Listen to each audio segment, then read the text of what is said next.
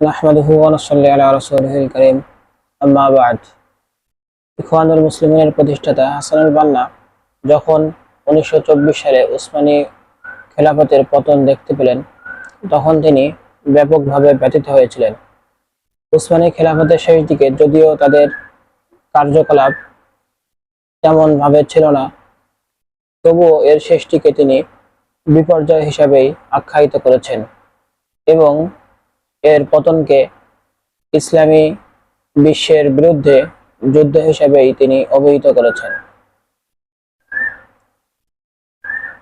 1924 সালে তিনি ছাত্র ছিলেন, এজন্য খেলাফত পতনের পর তার তেমন গুরুত্বপূর্ণ কোনো কিছু করার ছিল না। 1927 সালে তিনি শিক্ষা সমাপন করার পর মিশরের ইসমাইলিয়ায় প্রাথমিক শিক্ষক হিসাবে দায়িত্ব পালন শুরু করেন। ইসমাইলিয়া শহরও মিশরের অন্যান্য শহরের মতো উপনিবেশবাদের দ্বারা ব্যাপকভাবে প্রভাবিত ছিল। তিনি কিভাবে মানুষকে এই উপনিবেশ থেকে উত্তরণ করা যায় এই চিন্তা ফিকিরে সর্বদা তিনি নিমগ্ন থাকতেন। হাসানুল বান্না কায়রোতে অনেক মুসলিম মনীষী এবং চিন্তাবিদদের সাথে সাক্ষাৎ করেন। তাদের মাঝে রাশিদ রিদা ও মুহাম্মদ আবদুহু অন্যতম। তিনি রাশিদ রিদার দ্বারা ব্যাপকভাবে প্রভাবিত হন। রাশিদ রিদা মনে করতেন যে মুসলমানদের উত্তরণের জন্য একমাত্র ইসলামী খেলাফতই প্রয়োজন। রাসূল সাল্লাল্লাহু আলাইহি ওয়াসাল্লাম এবং তার সাহাবীগণ যেভাবে রাষ্ট্র পরিচালনা করেছেন, মুসলমানদের উত্তরণের জন্য তেমনি একটা রাষ্ট্র গঠনের প্রয়োজন ছিল।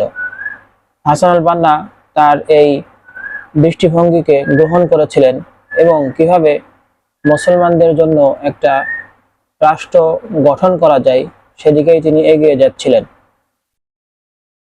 তিনি মনে করতেন যে মসজিদের আঙ্গিনায় দাওয়াত দেওয়াটাই যথেষ্ট না, বরং মসজিদ সহ বিভিন্ন ক্যাফে ও যেখানে মানুষের সচরাচর সমাগম হয় সেখানে দাওয়াত দিতে হবে। এজন্য তিনি 1948 সালের ইসমাইলিয়ায় এক ক্যাফেতে দাওয়াত দিতে শুরু করেন। আর তার দাওয়াত ও বক্তৃতা এবং নেতৃসুলভ আচরণের কারণে অনেক মানুষই খুব দ্রুত তার কথায় প্রভাবিত হয়ে পড়ে। মিশরের সুয়েজ খালের দায়িত্বে থাকা 6 জন শ্রমিক ব্রিটিশ উপনিবেশবাদের বিরুদ্ধে তার কাছে অভিযোগ করে এবং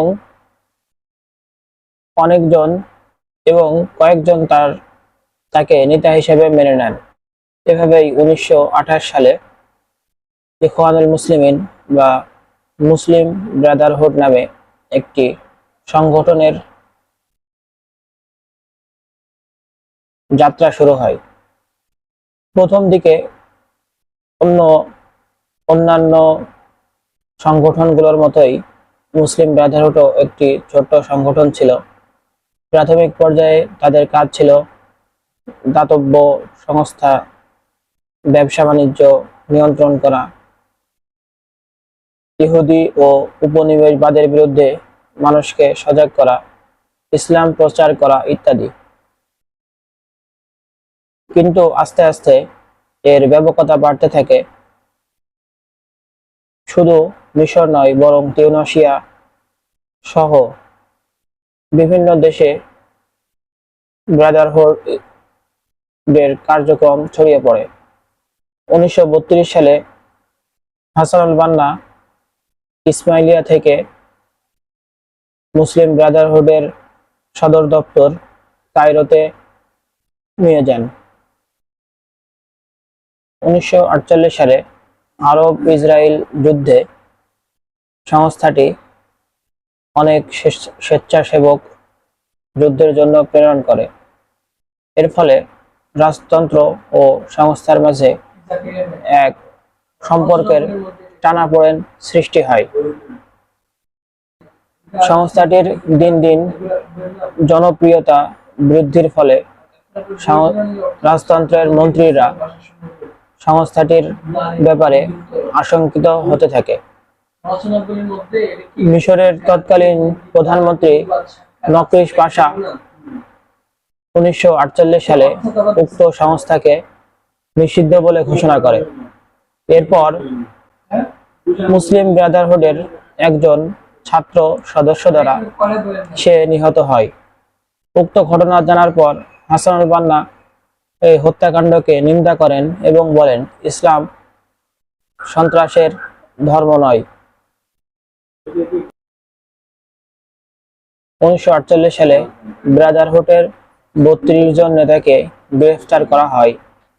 তখন ধারণা করা হয় যে সংস্থাটির 2000-টির বেশি শাখা ছিল এবং 5 লাখ সংস্থাটির সদস্য বা সংবেদনশীল ছিল।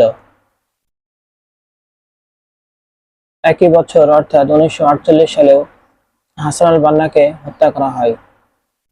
1952 সালে মুসলিম ব্রাদারহুড কর্তৃক শহরের বিভিন্ন জায়গায় 750টি ভবন ধ্বংস করা হয়েছিল।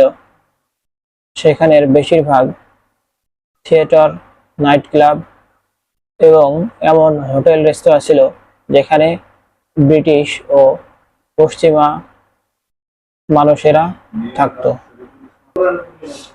1952 সালে মিশরের সামরিক অফিসার কর্তৃক রাজতন্ত্রের যে উৎখাত হয়েছিল সেখানে মুসলিম ব্রাদারহুডের নেতারা সমর্থন জানিয়েছিল।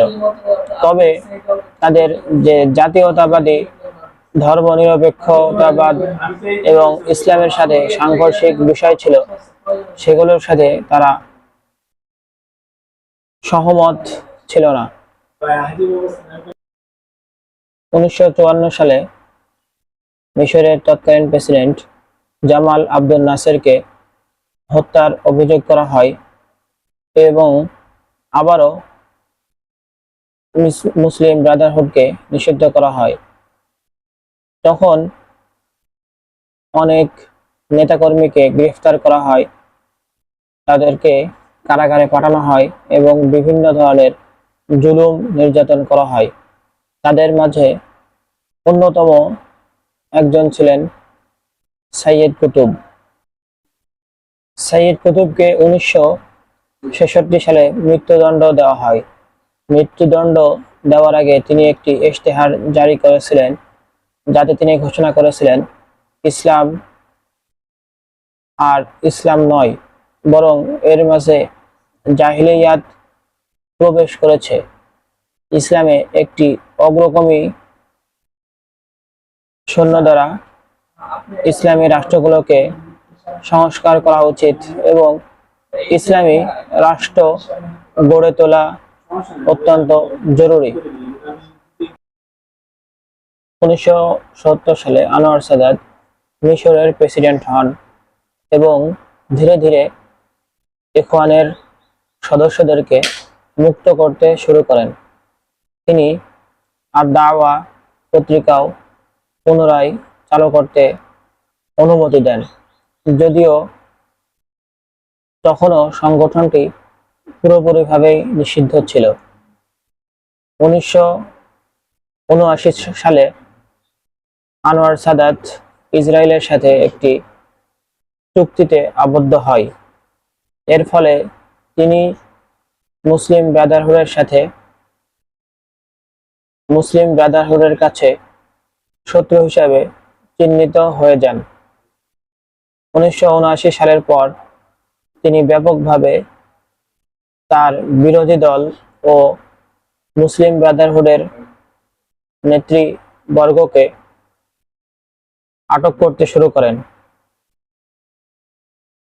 এর প্রতিক্রিয়ায় 1981 সালের তানজিম আল জিহাদ নামের সংগঠনের মাধ্যমে তাকে হত্যা করা হয়। হোসনি মোবারক ক্ষমতায় আসার পর মুসলিম ব্রাদারহুডের নেতাদেরকে ছাড়তে শুরু করে, তবে তিনি কট্টর ইসলামপন্থীদের মারাত্মকভাবে দমন করেছিলেন। 2000 সালের সংসদীয় নির্বাচনে মুসলিম ব্রাদারহুড 17টি আসন লাভ করেছিল।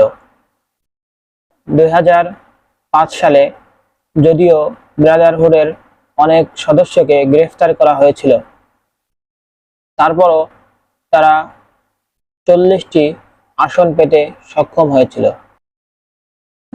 1911 সালের মিশরের বিপ্লবের মাধ্যমে প্রেসিডেন্ট হোসনি মোবারককে উৎখাত করা হয়। এই উৎখাতের পর মুসলিম ব্রাদারহুডকে বৈধতা দান করা হয়েছিল। 2011-12 সংসদীয় নির্বাচনে মুসলিম ব্রাদারহুড একটি গুরুত্বপূর্ণ রাজনৈতিক দল হিসেবে গড়ে উঠেছিল। তারা এত বেশি আসন পেয়েছিল যা অন্যান্য রাজনৈতিক দল পায়নি। ফলে মোহাম্মদ মুরসি 2012 সালের নির্বাচনে প্রেসিডেন্ট নির্বাচিত হন। তিনি 1 বছর ক্ষমতা চালান, তারপর সামরিক অভ্যুত্থানের মাধ্যমে তার ক্ষমতাকে রহিত করা হয়।